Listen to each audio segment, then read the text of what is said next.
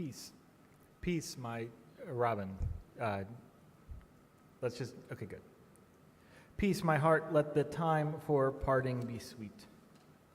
Let it not be a death, but completeness. Let love melt into memory and pain into songs. Let the flight through the sky end in the folding of the wings over the nest. Let the last touch of your hands be gentle like the flower of the night. Stand still, O beautiful end, for a moment, and say your last words in silence. I bow to you and hold up my lamp to light you on your way. We gather today to celebrate the life and mourn the death of Barbara Louise Atkinson Stanfill. Barbara was a mother, a daughter, a sister, a matriarch, a master gardener. She was well loved and will be dearly missed. My name is Nathan Ryan. I'm one of the ministers here at the Unitarian Church. This was not Barbara's church, and I never got a chance to meet her. She was raised Episcopalian. To the best that we know, she believed in God. We are conducting the service here because one of her daughters is a member of a Unitarian church in Atlanta, and it is a very strong belief in this faith that every person who dies deserves to have their story told and retold in a memorial service. So I am honored to welcome you here today in hopes that we can fully retell Barbara's story. And while I never got the chance to know her, much like the wind, I can clearly see the impacts of her existence. A few things you should know about this church. First of all, we will make no promises about the afterlife. We simply just do not know. This is a gathered congregation not based on belief, but based on how we promise to practice belief with each other. Second thing you need to know is that Barbara's story will not be retold from up here. It is just impossible to capture a person within an hour. However, she will be retold among all of you. So as you hear a reading or music or a story that reminds you of her, your brain will fire off the exact same chemicals it did when she was sitting right in front of you. So your muscles will tighten and loosen like they did when she was in front of you. So you will actually experience the retelling of her fully from the gathered congregation, not from the pulpit. So for this sacred hour, she will be memorialized. Also, you should know that it will be okay to laugh. Based on my seeing the family's interactions, I think that's not going to be a problem, but I just want to give you permission to do that. Every person who lives deserves to have their story fully retold, and that includes humor. The fullness also includes the complicated nature of who we are as people. So let all of her good and all of her complicated and struggles shine today. Because none of us deserve to be entirely defined by only our good, nor do we deserve to be defined only by our failings. Instead, all of these are notes on one same chord of what make us holy and complicated, beautiful people. So today, I encourage all of us to make space for the sacred to show up. Make space for God to show up. Make space for us to recognize and honor a woman who lived on this earth, who created family, who created joy, who brought more love and understanding into this world. Let us make space for grieving to happen, for celebration to happen. Let us make space today so that your hearts may be healed. That stories that need to be told can be told so that there can be reconciliation. And let's make today a more full day because she existed. So I invite you to rise. This is a small group, so I'm going to need you all to sing out. We're going to sing opening hymn, Morning is Broken. You're going to get the lyrics right on the wall.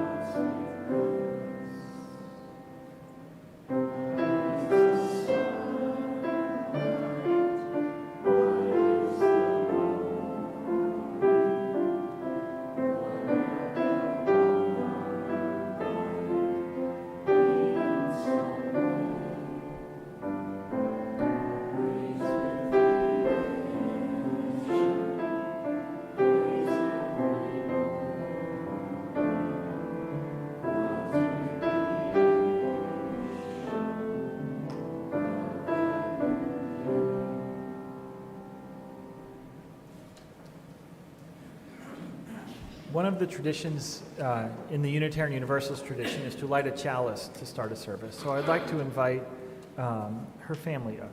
Well, I guess you're all her family. I would like to invite Allison and Aaron up to...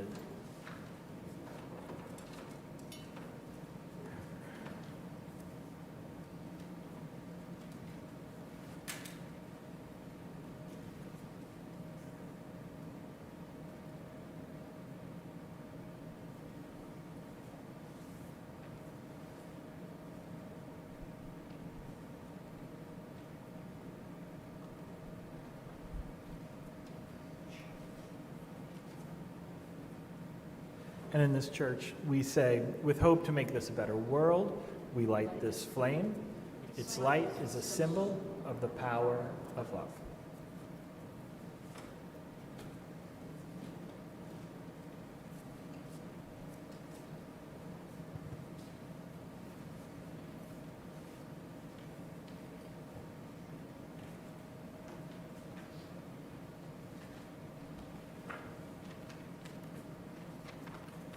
Good morning, everybody.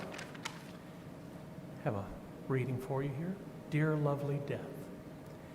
Dear lovely death, that taketh all things under wing, never to kill, only to change into some other thing this suffering flesh, to make it either more or less, yet not again the same. Dear lovely death, change is thy other name.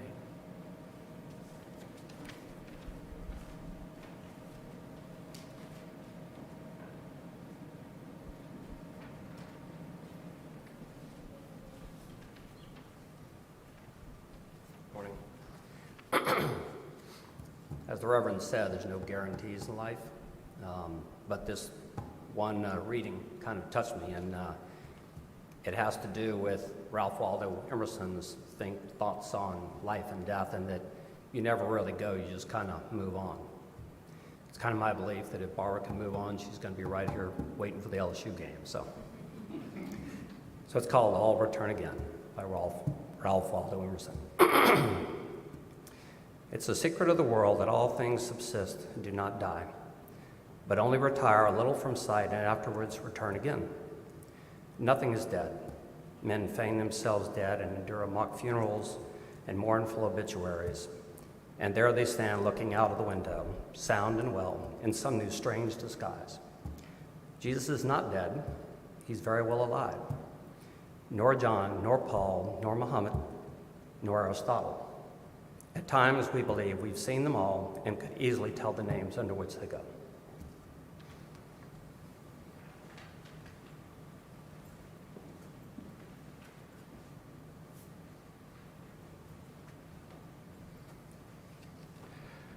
So today, in place of one eulogy, which you may traditionally see, which is sort of the chronological retelling of someone's life, we're going to invite a number of eulogies sort of to offer snapshots of Barbara. So we're going to have Allison and Aaron and Bill are going to come up. Just one at a time. Take your time as much as you need to tell her story.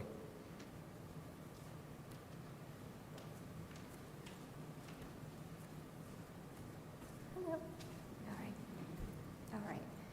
It's hard to pare down a lifetime's worth of stories about your mom into a short little speech, but I hope to honor my mom with this tribute. And I want to thank all of you for everything that you meant to her and for coming today.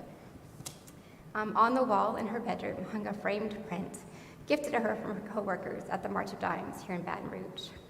On it, it reads, "Barbara, no distance of place or lapse of time can lessen the friendship of those who are persuaded of each other's worth." So, I always cry, sorry.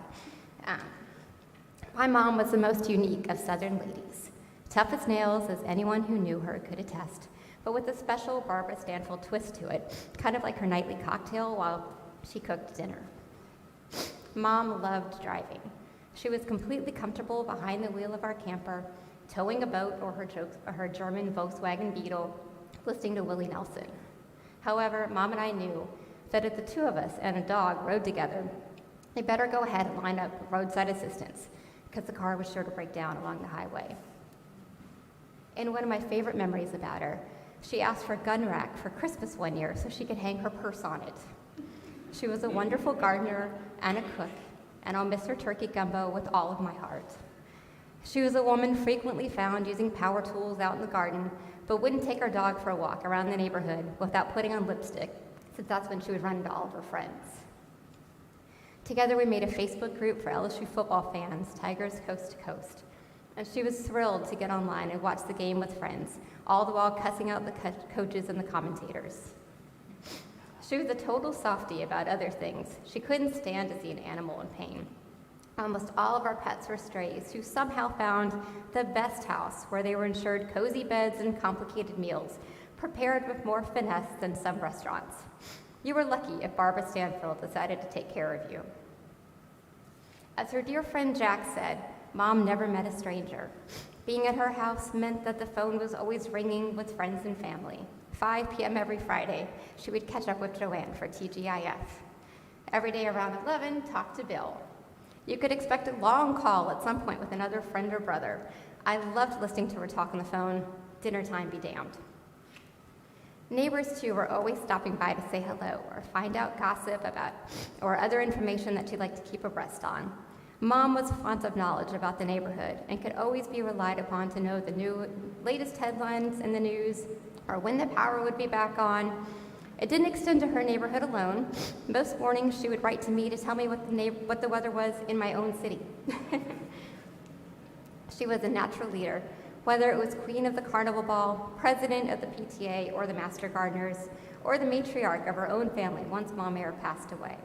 She went straight to West Germany out of college in the 1960s, which is so brave to me. She was never afraid to move or try something new, and could somehow pack up our house and keep 4 lives on track without missing a beat. She may not have always had the easiest life. We moved often, and besides that, and having 2 children, maybe her own goals and desires were put aside, but she never complained about it. Mom was a strong, resilient, and happy force to be reckoned with.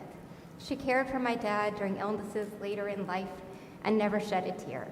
They loved each other through thick and thin and could always make each other laugh through their 47 years of marriage. Mom knew me better than I knew myself and was always available to talk. I loved I could look forward to her immediate reaction whenever I sent her a silly goat photo or asked a serious question. Staying with her as an adult, we would fall into a wonderful rhythm together and truly enjoyed each other's company. What more could a daughter want from her mom? She always trusted us to make good decisions and never judged what we didn't. So, with her gone, I've lost a best friend and a trusted advisor, as have many in this room. My world has got a lot smaller, and it's still hard to process how much I'll miss her. But I'm lucky and grateful for the best mother, and I'll always love her. Thank you.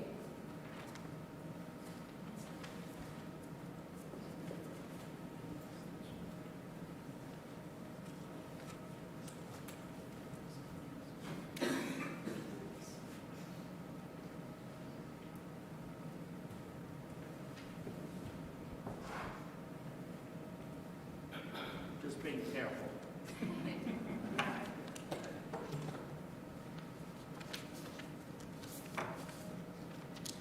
Good morning again, and thanks to all of you for coming here this morning. And I know that all of you are here because pretty much all of you already knew Barbara, so I see no point in standing up here trying to extol all of her many virtues and good qualities. You already knew all of them. That's why you're here. So instead, I decided to focus on just one facet of all of those qualities. I had the honor of writing Barbara's, I'm sorry about the hoarseness.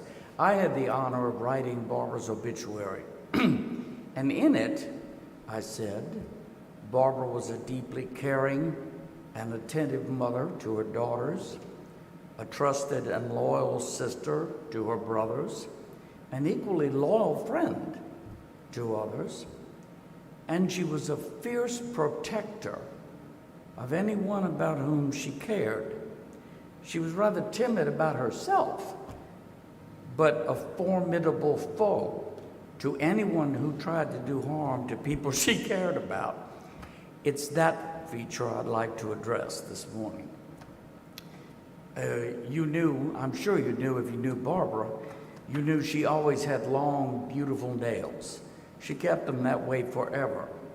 I personally am convinced that when she was born, the nails were that long, because I cannot remember a time when they weren't. When we were little, but I will say, they were beautiful. They were but they were also very strong. When we were kids, Barbara would put me up to doing things. And I did it. Whatever Barbara said to do. My big sister said to do it, I did it, you know?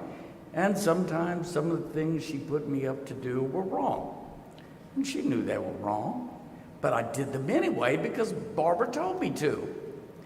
Occasionally, we would be called to task for doing one of those wrong things. And when the Inquisition began by my parents, Barbara would always just ease herself up right next to me and very tenderly reach over and put her hand around my arm in what would appear to be a very supporting sisterly gesture. She was impaling the nails just under the skin, about that much, and there they stayed throughout the Inquisition. And every time a question was posed to me, they would inch just a little farther into the muscle tissue. Trust me when I say, in all these years, I never ratted out my sister on anything, because she always had those nails, and I always had those memories. But that was about brother and sister. This elevated considerably when you inject another person into the equation. I was in elementary school. Barbara was in junior high. We had a bully in our neighborhood. Back then, lots of neighborhoods probably had their own bullies, but this one happened to live directly across the street from us. And she and I had both just come home from school, and I put on some skates, and I was just going to go back out the front porch, skate up and down the street, which back then you could do very safely. Well, the bully was outside too. And he saw me, of course, and he was older and a lot bigger than I was. And he came over and knocked me down to the ground and took my skates. And he just stood there laughing. Well, I didn't realize it at the moment, but Barbara also had come back out on the front porch just in time to see all of this transpire. Now, I have to digress right here for a second. Girls in junior high way back then, in junior high and high school, didn't have to wear uniforms at the schools they went to. Instead, they wore nice dresses or pretty skirts and blouses. But there was a fashion dictatum that existed back then. I never did understand, but every one of those girls, no matter what skirt they wore, they had to wear what appeared to be anywhere between 7 to 12 slips under that skirt.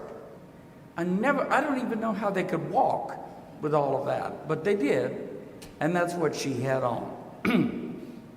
Well, she looked over at Skippy, and the bully, and that was his name, and she calmly said, "Skippy, give Bill back his skates right now." Well, Skippy just turned around, faced Barbara, and put his hands on his hips and said, "No!" It was at that point that I could see Barbara's eyes grow dark. She had dark brown eyes anyway, but I'm talking dark, dark, dark, dark, dark, dark. And then I could see her start to grit her teeth. And right after that came that low, guttural growl that I had already come to know. And she looked up with those dark eyes and said, "Skippy, I told you to give him back his skates."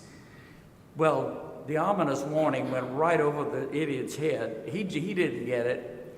So he stood and looked at Barbara for a minute and issued these lamentable words, "Make me." Barbara flew off that porch like a black bear that had just spotted a tourist lost in the woods. I mean, Skippy was not ready for that. His eyes got that big. He took off running into his front yard with Barbara in hot pursuit. When he rounded the corner, there was a fence between his front and backyard. a wooden fence. It was about yay high. Skippy got to it and put his arms on it, climbed over, and ran on into the backyard. Barbara scaled that fence.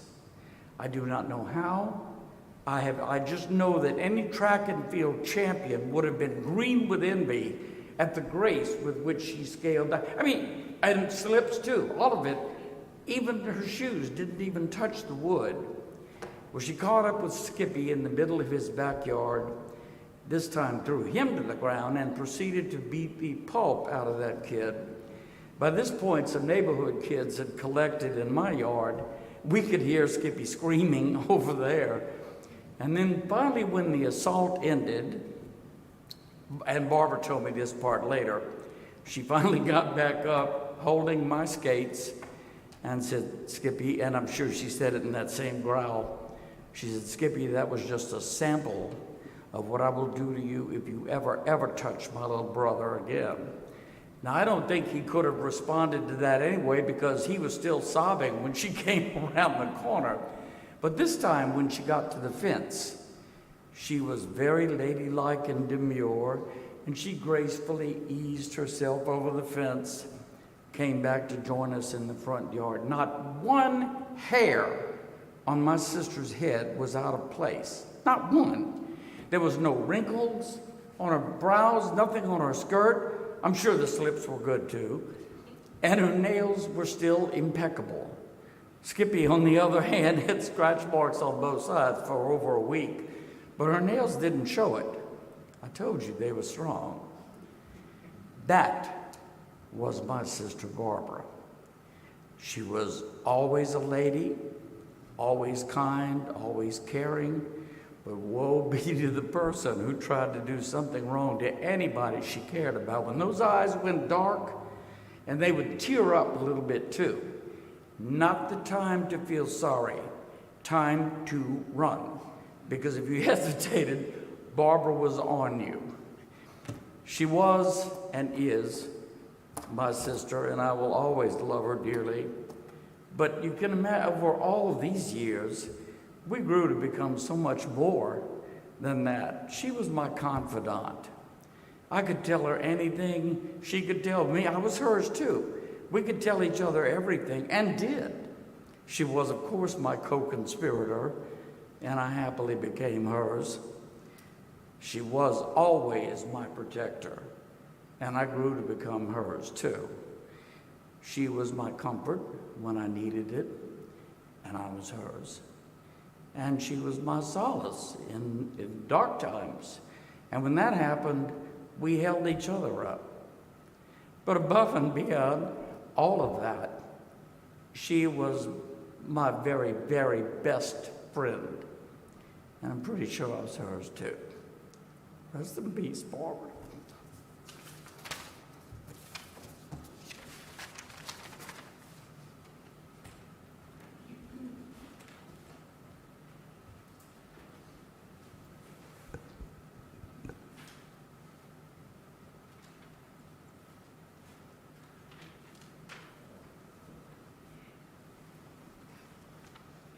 Good morning. My mom was always cooler than I will ever hope to be. Y'all know she'd been a cheerleader and queen of the Mardi Gras ball. Apparently she was a defender against bullies. I didn't know that until Bill told me that story. She loves scary movies and mysteries. Pretty much if someone didn't die in the first 5 minutes of a show, she wasn't interested and we had to change channel. My life's been filled with Chung Chung from Law & Order because that was on a lot. She was a great dancer. I have a fond memory of her throwing her heels off at Brian and Ellen's wedding to dance with Bill. My sister was mortified. I was amazed. And all my life, my friends wanted to spend time with my mom. In junior high, I had my first car date. And we left late because my date kept talking to my mom. He wanted to grill her on all of these things. She had been at school earlier that day, giving a talk from the March of Dimes about birth defects. So it totally makes sense that a 15-year-old boy really wanted to talk to my mom about birth defects, right? It's because she was charming and fun. And it's kind of surprising that she was fun because she hated comedies, she hated playing games, and unlike the other Atkinsons, she wasn't a storyteller. And any joke she tried to tell, she would flub the punchline. It was notorious. Like, she was kind of like her mother in that last respect. But, every slumber party I had, she taught pranks, and we had a lot of fun. And even the person the pranks were played on laughed and enjoyed it. It never felt mean when my mom did something like that. It just felt devilish. And I think it's because she treated everyone as a real person, even kids, and that I always felt seen by her, and I think everyone did. We all felt special and known, and that's such a rare thing. And I think it's that awareness that she had of the full humanity of people that really shaped her life and her principles and the people around us. Don't get me wrong, she knew that there were dumbasses out there. Once she gave them a chance, she would tell you, you knew. But she always started by giving people the benefit of the doubt, and she believed everyone deserved that chance. I never doubted her love for me or for my sister, and it's only as I've gotten older I've appreciated just how precious that is, that strong, pure love and protection that she gave us. I'm really lucky the past few years that I got to spend so much time with her during the pandemic. I was there for months in the past few years, and I'll treasure that time forever. I often joke that it's inevitable that a woman is going to become their mother, right? You see it happen all the time. For me, I'm hoping that happens. While I can't imagine ever sailing over a fence or successfully knocking anyone down, because I've tried, I'm not good at it, even in martial arts classes, I know that Allison and I hope that I will continue to spin that thread of compassion and humor that Mom weaves through our lives and through y'all's. It's really good to see everyone. Thank you for being here.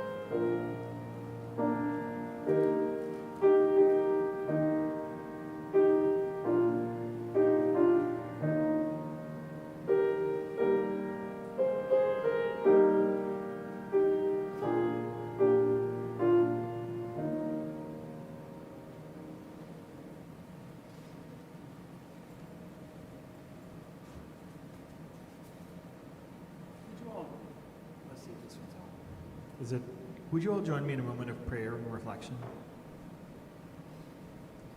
The God that we know when we see love and kindness and family, be with us on this day.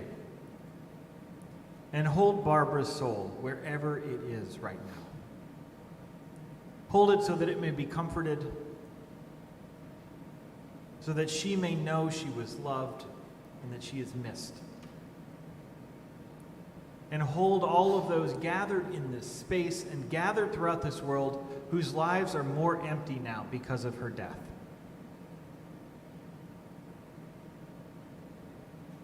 Hold their grieving hearts. Help them to celebrate the greatness of who this woman was.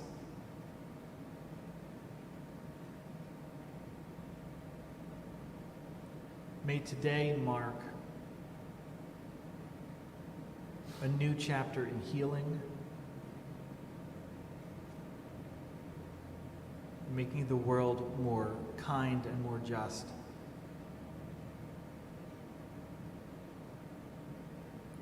May she live on through everyone gathered. Amen.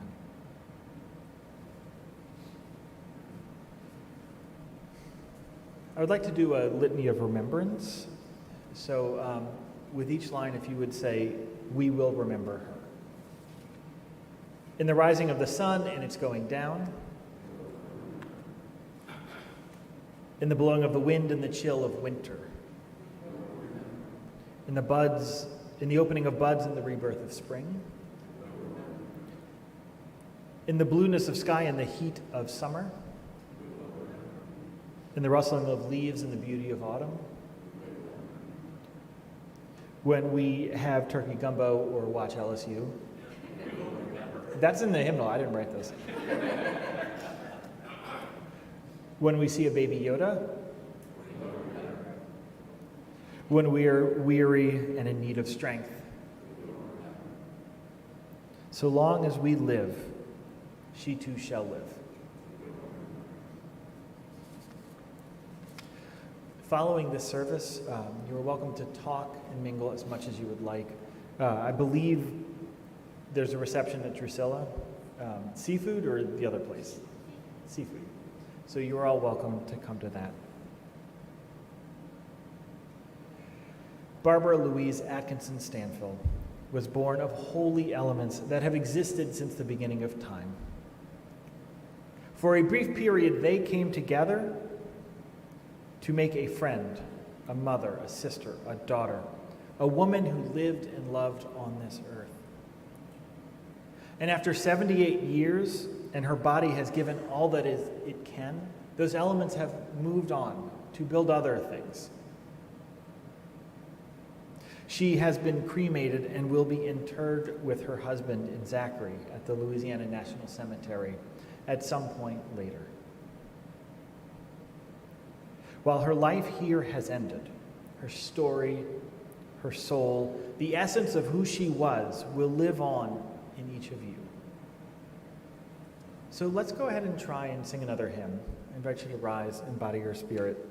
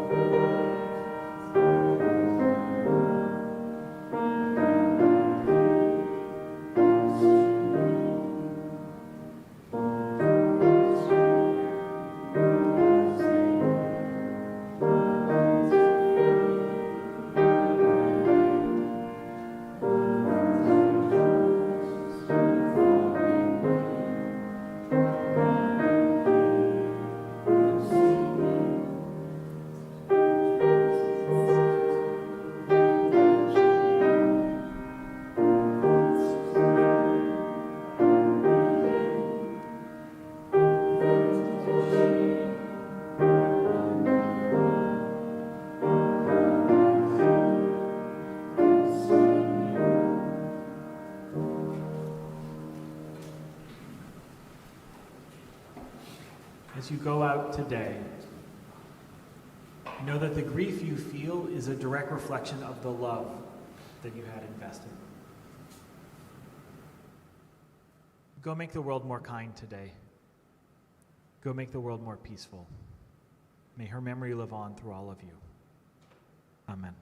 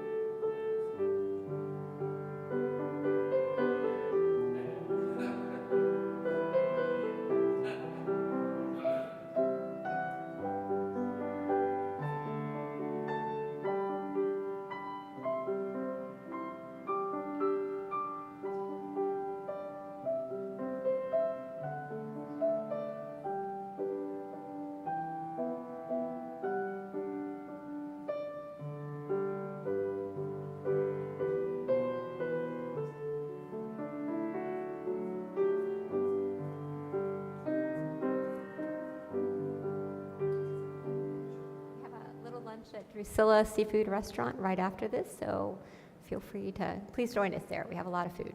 Thank you.